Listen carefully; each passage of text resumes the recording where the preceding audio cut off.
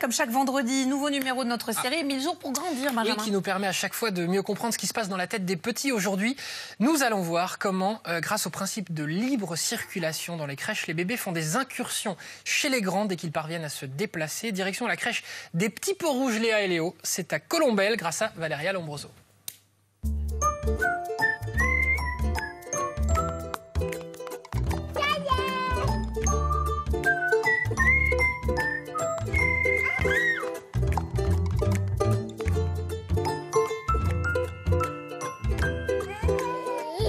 À la crèche Les Petits Pots Rouges, les bébés ont un camp de base, c'est le palais. Mais la porte de la pièce centrale, l'atrium, est toujours ouverte. Dès qu'ils savent se déplacer, ils peuvent quitter le palais et circuler librement. Stimulés par l'exemple des grands, les petits font toutes sortes d'expériences et de découvertes.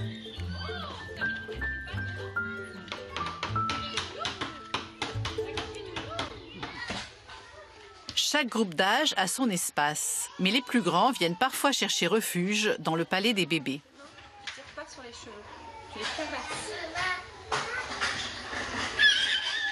Les premiers échanges entre enfants d'1 an sont motivés par l'envie de s'approprier l'action de l'autre.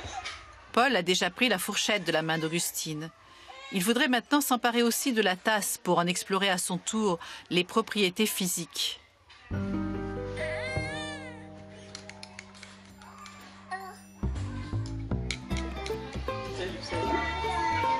Dès qu'ils sont capables de sortir du palais, les petits partent à l'aventure. Destination l'atrium, que les grands de 2 et 3 ans ont déjà investi. Sacha, 11 mois, arrive en rampant et glane les jouets abandonnés en chemin. Il est très intéressé par les assiettes qui tourbillonnent, les balles qui roulent, les cerceaux qui tournent. Entre 2 découvertes, Sacha rampe jusqu'à Amandine pour recharger ses batteries. Dans l'atrium, il y a toujours un adulte pour jouer le rôle du phare. Zoé, 13 mois, une habituée, s'avance avec assurance jusqu'au milieu de la salle. Elle récupère un carton pour imiter les grands. Faustine veut le lui prendre, mais Zoé a du répondant.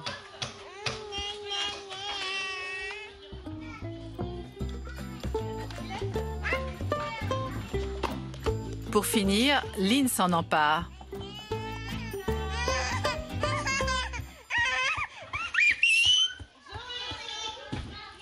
Comme les objets sont disponibles en nombre suffisant, Zoé retrouve un carton et le conflit se résout naturellement.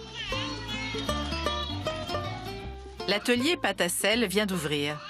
Tous les enfants, quel que soit leur âge, sont les bienvenus. Jules, 14 mois, entre en scène, avide de participer à l'activité.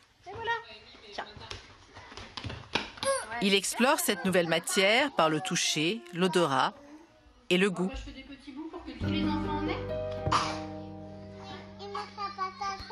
Les grands veillent sur les petits avec le soutien de l'adulte. Tu as goûté un petit peu?